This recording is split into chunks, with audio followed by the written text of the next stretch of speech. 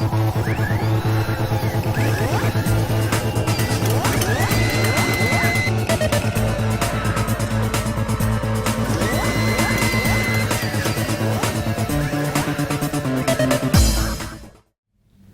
en plein exercice de son ministère ici aux Pays-Bas, précisément à Rotterdam, que nous avons saisi l'opportunité de recevoir pour vous cet homme de Dieu à plusieurs casquettes. Il est président des églises liso-francophones de l'Allemagne, mais aussi de toute l'Europe. Il est leader et pasteur de l'église des élus de Christ au Congo, à Berlin et à Munich. Et aujourd'hui, nous avons la grâce de recevoir cet homme de Dieu ici sur votre mission Podium de Vérité, mais naturellement dans votre site locoleacongo.com. Aujourd'hui, il revient pour vous non seulement en tant que président des églises, mais aussi en tant qu'apôtre de l'Éternel. Ensemble avec vous, nous allons traiter et poser des questions afin qu'il puisse apporter une lumière sur la question des doctrines, de la vraie doctrine des églises. Bonjour, apôtre Nestor Wamwela. Wembolwa. Merci beaucoup, ma soeur. Je suis très content d'être ici dans ce podium de vérité. Et il n'y a que ceux qui sont dans la vérité qui peuvent être dans le podium de vérité. Parce que la vérité, c'est quelque chose qui est correct, qui est vrai. Comme Jésus disait toujours, je suis la vérité, c'est Christ. Donc je suis très content d'être ici dans ce podium. Donc vous êtes prêt à nous dire la vérité et rien que la vérité? Oui, je crois que Jésus disait toujours en vérité, je vous le dis, c'est un langage biblique. Et tout vrai homme de Dieu est appelé à dire la vérité.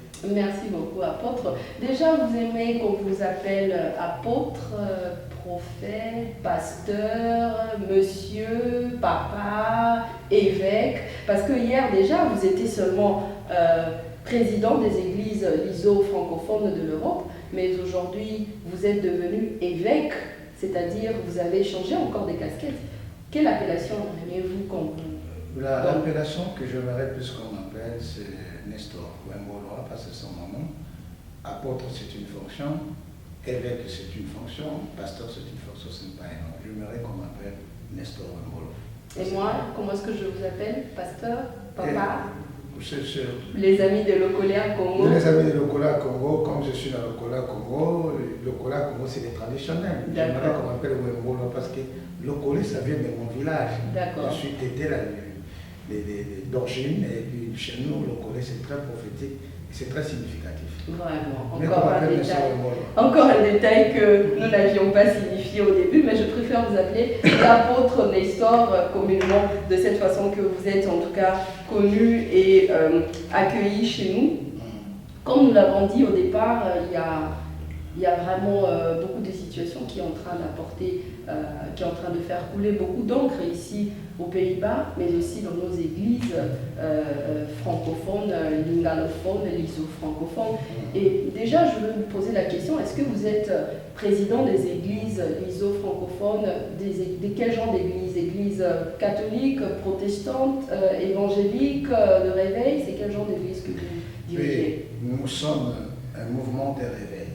Dans la structure ecclésiastique et aussi dans les vents, les courants de réveil, nous sommes des églises de réveil, des églises qui sont ici des églises pentecôtistes, qui croient à la parole et qui croient à la manifestation du Saint-Esprit et qui sont sur le fondement de la Bible. Les églises de réveil. C'est comme je disais tout à l'heure, ces églises de réveil sont vraiment frappées à plusieurs vents doctrinales qui est en train d'apporter, qui est en train de mettre l'Église ou les chrétiens devant une confusion qu'on n'a jamais vue auparavant. Est-ce que vous pouvez un peu nous dire qu'est-ce qui est en train de créer la différence de toutes ces doctrines? Pourquoi il y a tant de doctrines aujourd'hui? Oui, je crois que le problème des doctrines n'a pas commencé aujourd'hui. Ça a commencé depuis la chute de l'homme. Quand l'homme a été dérouté de la vraie doctrine de Dieu, de la vraie parole, de l'instruction, parce que la doctrine vient du mot détaché, doctrine qui veut dire enseignement, qui veut dire instruction. Est-ce qu'on retrouve ce mot doctrine dans la Bible? Oui, ça est dans la Bible, ça est dans la Bible. Il y en a, et on va lire bientôt, Paul parle qu'il y a les gens qui abandonneraient la saine doctrine. Et Paul parle aussi des doctrines, des fondements, ça arrive aussi encore. Donc ça parle doctrine, veut dire enseignement, veut dire instruction, c'est ça est dans la Bible. Instruction, plusieurs instructions, plusieurs doctrines, L'instruction il y a de Dieu, une seule doctrine. L'instruction de Dieu, de la parole de Dieu, et ce que Dieu a dit dans les Écritures. Mais vous n'êtes pas sans savoir qu'aujourd'hui, on a plusieurs. Il y en a qui viennent avec les femmes de mettre des foulards sur la tête, il y en a qui viennent qui font enlever les babouches avant d'entrer dans les églises, il y en a qui viennent avec plusieurs sortes de doctrines. Qu'est-ce qui est en train de faire qu'il ait plusieurs différentes sortes de doctrines? Donc je crois que la source de doctrine, comme je viens de parler, c'est depuis les commencements que quand l'homme avait chuté, c'est là que le chaos s'est introduit et que nous avons vu même dans les temps de l'Ancien Testament, Moïse qui avait la vraie doctrine qui venait de Dieu, mais il y avait des Jannes et des Jambres qui étaient des magiciens de Pharaon qui pouvaient avoir aussi les doctrines, des pratiques qui sortaient de l'Égypte. Nous voyons aussi les temps d'Élie, il y avait Élie qui était le prophète, qui avait la vraie doctrine de Dieu, faire connaître les dieux qui devaient se révéler par les faits. Mais on a vu les prophètes de Baal qui avaient leur Dieu qui faisait les incisions, qui priait le soleil, qui regardait vers la direction du soleil. Donc la fausse doctrine a commencé depuis les temps de l'Ancien Testament. Créée par le diable? Créée par les ennemis de l'Évangile et par le diable, qui est l'auteur de tout le malin que nous vivons aujourd'hui, qui est le falsificateur. Les fausses doctrines, c'est quoi? C'est falsifier la parole de Dieu. Le premier falsificateur de la doctrine de Dieu, c'est le diable. Et tous ceux qui falsifient la parole, et tous ceux qui aussi sortent de la vraie doctrine, ils sont en train de travailler à côté du vrai falsificateur qui est le diable, qui a commencé à falsifier depuis le jardin d'Éden. Donc la source de toutes les fausses doctrines, c'est l'ennemi, c'est les hommes, et c'est le diable qui est derrière ça. Mais qu'est-ce qui vous fait croire que ceux dont nous appelons falsificateurs de bonnes doctrines, de la doctrine de Dieu, sont en train, n'est-ce pas seulement, de révéler la face cachée des doctrines, de la doctrine de Dieu? Oui, parce que Paul parle des doctrines des démons. Il y en a qui s'attachent aux doctrines des démons, ils parlent dans les épîtres. Qu'est-ce que c'est les doctrines des démons dont Paul parle? On peut lire avec vous, par exemple ici dans le livre de Timothée, chapitre 4, Paul parle ici, et à partir du premier verset, et Paul parle, je t'en conjure devant Dieu, Jésus-Christ qui est le vivant, et voir son apparition et son royaume. Prêche la parole, insiste à toute occasion favorable ou non favorable, prêche sans cire, exhorte avec douceur en instruisant, car il viendra un temps où les hommes ne supporteront pas la saine doctrine. Voilà le mot doctrine que vous avez posé la question. Donc Paul parle ici et parlait à Timothée, qui était pasteur, qui était responsable de l'église d'Éphèse et des églises d'Asie mineure, et il est en train de le mettre en garde contre les fausses doctrines. Vous comprenez? Alors, il parlait par rapport à la vraie doctrine. La vraie doctrine, elle est fondée, elle est posée sur la personne de Jésus-Christ. Donc, toute autre doctrine qu'on peut ajouter, qu'on peut amener, ce sont des fausses doctrines. Ces fausses doctrines que nous appelons aujourd'hui fausses doctrines prêchent aussi Jésus-Christ. Non, il y a le problème de levain des pharisiens. Il y a du mélange. Quelqu'un vient vous présenter Jésus, mais après Jésus, il met d'autres choses. C'est ce qu'on appelle le levain des pharisiens, qu'on doit lever dans la parole de Dieu. Nous devons vraiment rester dans la sainte doctrine qui est la doctrine pure, qui est basée sur la personne de Jésus. Et toutes les autres futilités qu'on met à côté, qu'on interprète, ce sont des fausses doctrines, les doctrines des hommes. Parce qu'il y a la doctrine de Dieu qui est la vraie, qui est la doctrine de Christ, il y a la doctrine des hommes, il y a la doctrine des démons. Vous comprenez? Donc les hommes avec la science, avec leur intelligence, ils essaient de manipuler la parole. Mais déjà, la doctrine des hommes, elle n'est pas mauvaise aussi. La doctrine des hommes, qui est basée sur les commandements des hommes, les principes humains, pour la parler, c'est dans Colossiens. Il fait attention que personne... Mais l'intelligence vient de Dieu. Et il y a l'intelligence qui vient de Dieu, qui est sous l'inspiration de Dieu. Il y a l'intelligence qui vient de la nature et qui est sous l'inspiration satanique. Mais il faut confondre la source. Il y a la source de l'intelligence Sur quelle source? Quand le diable va dire à Jésus, voilà, je te montre toute cette terre, si tu te prosternes, je vais te donner ce royaume. Quand il dit, prends le pain, si tu es fils de Dieu, ordonne. C'est une intelligence, une instruction qui vient du diable. Mais Jésus l'a dit, non, il a ramené dans la vraie parole qui était la vraie instruction de Dieu, qui était dans la parole. Donc il y a des intelligences qui viennent du démon, qui viennent du diable, qui viennent des hommes et qui n'ont rien à voir avec l'inspiration qui vient de la part de Dieu. Apôtre, vous avez voyagé dans différents pays, dans différentes villes. Vous avez sûrement, de votre ministère apostolique, apporté la parole de Dieu à des différents peuples. Et quelle est la doctrine que vous leur avez apportée? La doctrine que Jésus a apportée et que j'apporte et que je stigmatise aujourd'hui pour tous les vrais chrétiens et pour tous les vrais serviteurs de Dieu, c'est la doctrine qui est basée sur la personne de Christ. C'est ce qu'on appelle la christologie, c'est-à-dire il y a la préexistence de Christ, il y a la naissance de Christ, il y a la mission de Christ, il y a ce qu'on appelle aussi l'œuvre de Christ, la crucifixion, sa mort, son ensevelissement, sa résurrection, et il y a son ascension, il est monté au ciel, et il y a son retour. C'est ce qu'on appelle la sainte doctrine. Tout ce qui est centré sur la personne de Jésus, c'est ce qu'on appelle la sainte doctrine. Mais apôtre, là ne se pose pas le problème, parce que tout le monde reconnaît, en tout cas du moins les vrais chrétiens reconnaissent que Jésus-Christ est mort, ressuscité, ils reconnaissent qu'ils doivent être baptisés, ils reconnaissent que Jésus-Christ reviendra, ils croient en l'enlèvement, mais ça ne leur empêche pas d'imposer certaines formes de doctrine dans leurs églises. Oui. Est-ce qu'il y a une doctrine, est-ce que cette doctrine a un fond, une forme dont tout le monde doit suivre? Oui, mais dans la doctrine, nous avons des parties qui sont importantes. Merci beaucoup, madame. Tu permets que je t'appelle madame? Moi, Juliane, là, c'est comme ça que tout le monde la me femme fait. du prophète. Alors, j'aimerais te dire, ici dans les Écritures, nous avons la doctrine des fonds, c'est ce que je viens de te dire, qui parle de la préexistence, de la personne de Christ, de l'œuvre de Christ. C'est ce qui nous sauve. Ce qui sauve, c'est ce qui est le fond, ce qui est fondamental. Qu'est-ce que Jésus a fait pour le pécheur? Il est mort pour nous, il nous a délivrés, il revient bientôt, il nous a sauvés par la grâce, il nous a justifiés par sa mort, sa résurrection, il a levé nos condamnations et nous avons la vie éternelle au moyen de la foi. Ça, c'est la doctrine des fonds. Alors, il y a la doctrine des formes, l'uniformité, il faut porter comme ça, il faut faire ceci, il faut enlever les souliers, mais c'est là il faut prendre de l'huile, il faut prendre de l'huile, il faut l'onction c'est de l'huile, il faut prendre des histoires. Ça n'amène pas au salut, c'est limité seulement par les choses qui concernent seulement les hommes. Mais apôtre, ces genres de choses est en train de, les gens qui sont en train d'appuyer les doctrines de forme nous disent que justement ce manque de conformité à la doctrine de forme va nous empêcher de voir Christ, va nous empêcher de voir le paradis. Bon, ça ce sont j'appelle ça, ce sont les responsabilités qui les concernent eux-mêmes.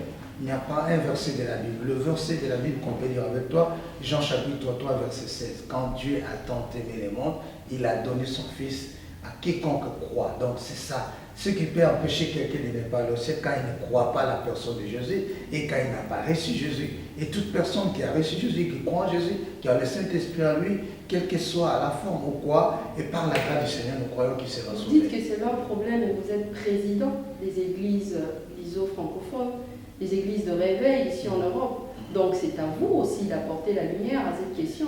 Parce que les personnes qui sont en train d'en souffrir, ce sont le peuple de Dieu, c'est les enfants de Dieu.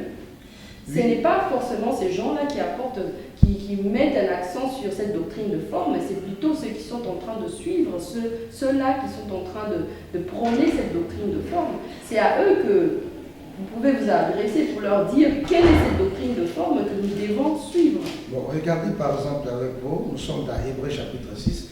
Paul est en train d'énumérer 6 ou 7 points qui concernent la doctrine de forme, qui sont des recommandations qui sont basées sur la doctrine de l'Église. Hébreux chapitre 6.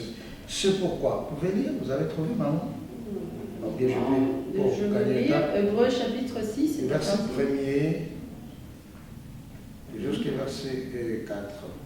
Laissant les éléments de la parole de Christ, tendant à ce qui est parfait, sans poser de nouveau les fondements du renoncement aux œuvres mortes, de la foi en Dieu, de la doctrine des baptêmes, de l'imposition des mains, de la résurrection des morts et du jugement éternel. Voilà.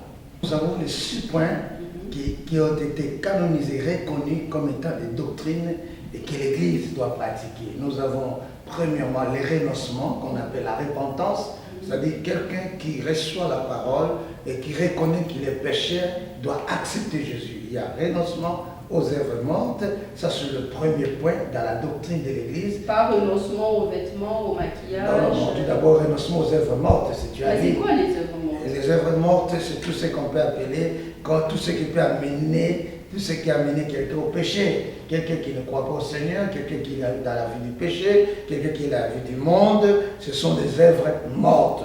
Tout ce qui a amené la personne à perdre sa vie, à ne pas reconnaître Jésus, tout ce qui est dans le mal, on appelle ça œuvre morte. C'est une œuvre, parce que la Bible dit tous ont péché, mais ils ont été privés de la gloire de Dieu. Les salaires du péché, c'est quoi? C'est la mort. Les œuvres mortes, c'est le péché qui conduit à la mort. Tous ceux qui pratiquent les péchés, qui vivent dans le péché, c'est la mort. C'est ce qu'on appelle les œuvres mortes.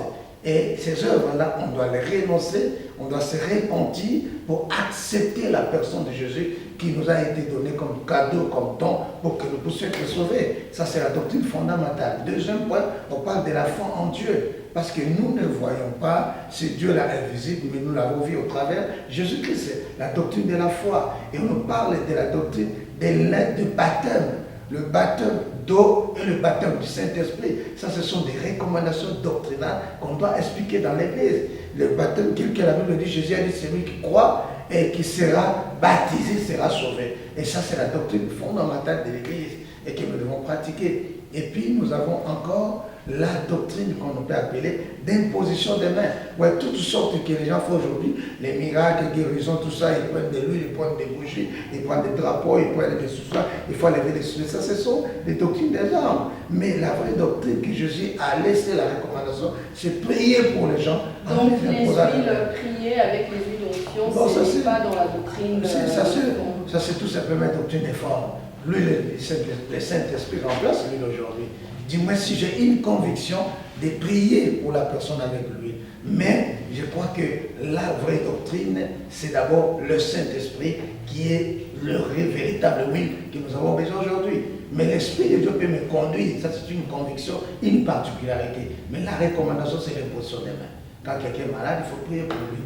Et nous avons la doctrine, par exemple, quand on parle ici de résurrection des monstres, nous croyons, même tous ceux qui sont morts en Christ, ils vont ressusciter. Ils ressuscitent déjà aujourd'hui. Ils vont ressusciter. Ils ressuscitent déjà aujourd'hui et mieux encore, ils reviennent avec des messages de l'au-delà. Non, on parle ici de la résurrection des morts parce qu'il y a le problème eschatologique. Donc, disons, quand Jésus revient, l'Église est enlevée, et puis avant que l'Église soit enlevée, ceux qui sont morts en Christ ressusciteront. Au son de la trompette, nous monterons ensemble. Pas ceux qui vont visiter l'enfer et le paradis et qui reviennent avec le message. Ça, ce sont des cas particuliers que Dieu t'a amené en instance. Tu étais dans une maladie et tu étais entré dans l'éternité. Ce sont des choses qui se font. Mais toutes ces choses-là, il faut que ça soit conforme à la parole.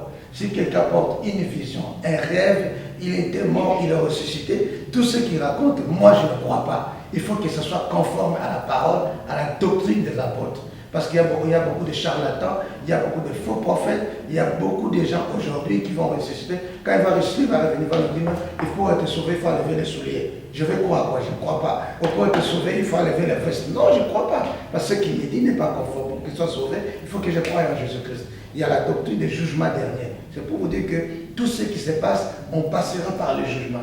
Dieu jugera tous ceux qui sont en train de prendre son nom comme étant Christ et Christ, mais qui sont en train de faire autre chose. Comment est-ce qu'il le jugera? Oui, mais ça c'est pratiquement, il y a la 70e semaine de Daniel. C'est-à-dire que quand l'Église va être enlevée, il y a la procédure qu'on va entamer les 3 ans et demi, qu'on peut appeler les demi-temps et les temps des temps. Ce n'est pas directement après la mort, parce que déjà quand vous mourrez et que vous n'êtes pas mort dans les Seigneurs, vous allez J'aimerais ce thème que je puisse aborder parce que je suis professeur d'eschatologie, je donne ces cours dans notre école biblique, donc ça pour l'eschatologie, je peux vous assurer qu'on peut savoir vraiment un temps pour parler ça à l'Okolé à Congo. Donc après la résurrection des morts et l'enlèvement de l'Église, il y a la grande tribulation qui intervient. il y a les jugements, il y a les deux témoins, il y a Satan qui sera mis là, il y a tout un tas d'histoires. Il y a les nouveaux ciels, nouveaux terres. Il y a beaucoup de temps, beaucoup de choses qui vont se passer qu'on ne peut pas aborder maintenant. Donc c'est pour te dire que les jugements existent. Tous ceux qui prennent le nom de Dieu et qui se camouflent derrière ça, Dieu va les juger et va sanctionner. Mais pour nous qui sommes sauvés, qui marchons dans la crainte de Dieu, dans la parole de Dieu, nous serons enlevés, nous ne serons pas là. Malheureusement, moi je ne serai pas là, madame. Moi non plus, en tout cas. Mais docteur, pasteur, j'ai toujours tendance à vous appeler docteur, apôtre. Déjà, vous êtes aussi professeur. Et qui doit s'aligner à cette doctrine? Est-ce que c'est les églises ou les ministères? Moi, l'église, c'est l'ensemble de tous les ministères, par conception. Vous comprenez, parce que ici je suis devant la télé, je dois quand même parler d'un podium de la vérité. Voilà. Dieu a établi les ministères dans l'église.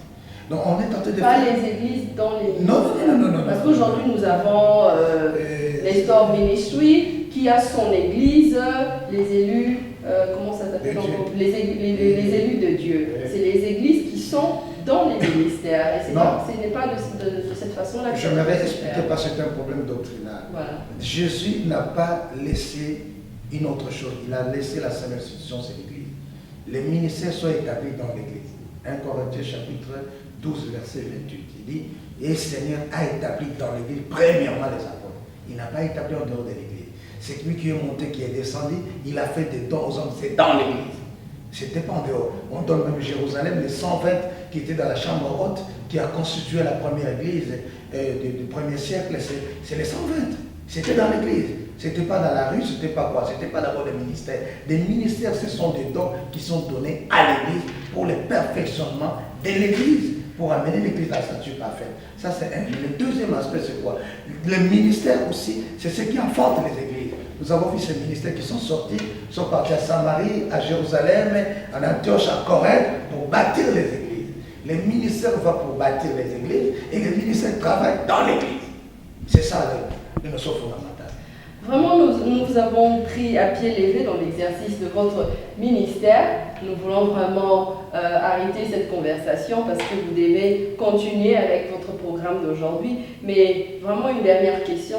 Quel est le conseil que vous donnez aux ministres de Dieu, aux églises qui se retrouvent, et même aux enfants de Dieu qui se retrouvent, qui sont frappés à les différentes doctrines que nous entendons aujourd'hui? Oui, ce que je peux donner comme conseil, les enfants de Dieu, il faut consulter la loi de Dieu. Dans la loi de Dieu, il n'y a pas aucun défaut.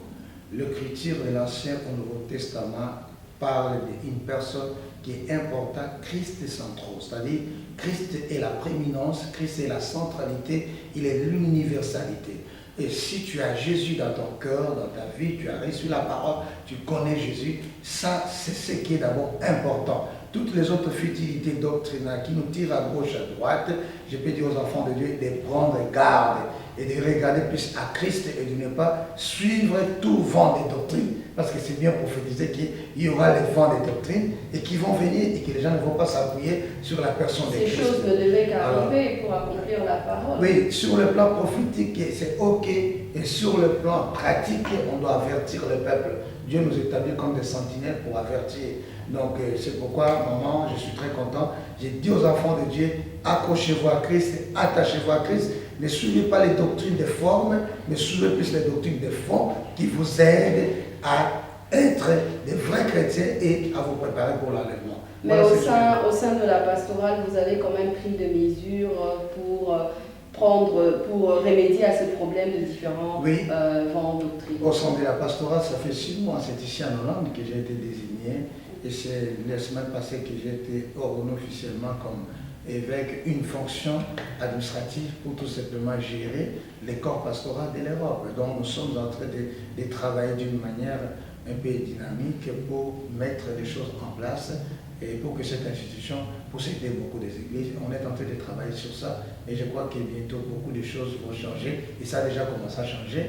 Et comme nous sommes là, ça a déjà commencé à changer et beaucoup de choses vont changer. Et j'aimerais vraiment que le collègue Congo soit tout proche de nous, de la pastorale, et qu'il soit aussi parmi des chaînes qui vont commencer de temps en temps à organiser des émissions pour nous, pour que nous puissions parler, parce que c'est une chaîne qui est tellement suivie. Moi, je viens de l'Allemagne, mais les gens d'Allemagne se posent la question, le collet, c'est quoi? Et je les explique en patois d'abord en tété là, et après je l'explique aussi en français. Et puis, nous croyons que beaucoup... Vraiment, nous sommes flattés. Merci beaucoup, apôtre. Merci beaucoup au pasteur Jari Mouegat qui est en train de fêter ses 10 ans de ministère. C'est à travers lui que nous avons saisi cette opportunité de recevoir l'homme de Dieu, président des églises lyso-francophones ici en Europe. Et à vous aussi, je vous dis vraiment merci de nous avoir accordé votre temps, de nous suivre. Merci beaucoup à toute l'équipe de Lokole à Congo partout en Europe. Je cite en France la sœur Karine, en Suisse Fifi de la Suisse, en Belgique Marie Niembo, à Londres Patti Yanzambe. En tout cas, merci à vous qui êtes en train de continuer à soutenir cette plateforme de Lokole à Congo. Merci aux visionnaires Placide de Jésus, sans oublier Misapiape Pazosa Musala Kitoko, Carlos Kaluza. Quant à moi, je vous dis ciao ciao, à la prochaine, que le Seigneur vous bénisse. Mais avant tout... Oui, je crois qu'on a commencé avec la prière. Oui. Si on fait une petite prière pour que tous les gens qui vont suivre ces choses, que Dieu ouvre les écailles pour qu'ils comprennent la vraie doctrine, ils doivent s'attacher. Et je ne peux pas terminer sans vous remercier, madame. Merci. Tu parles bien, tu es la femme de mon frère, le prophète, et aussi les visionnaires, parce que toute œuvre commence toujours par une vision qui a conçu cela sur Placide missionnaire. Bon, ça se fait voir, parce que missionnaire, ça c'est le mandat. Il faut avoir un mandat. Donc il a En tout cas, il a un mandat. pour savoir parler au nom de celui qu'il a établi. Donc merci aux responsables, le visionnaire Placide, merci à toi, merci aussi à ton mari. Merci. Et j'aime votre émission et j'aimerais prochainement qu'on puisse encore approfondir d'autres émissions. Ça sera vraiment avec un grand plaisir. À vous, une prière.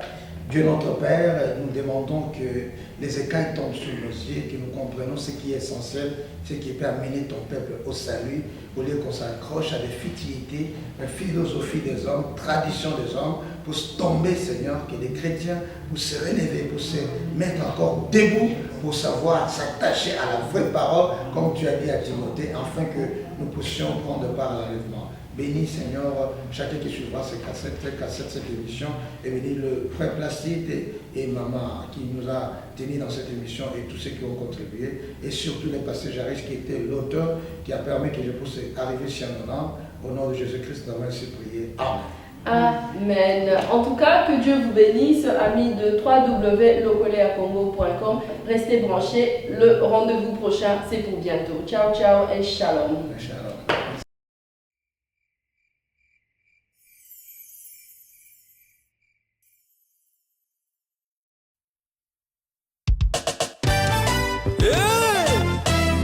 Alléluia. Comme la Yesu, comme Babikamwa. Yango ba santu nyoso toyemba.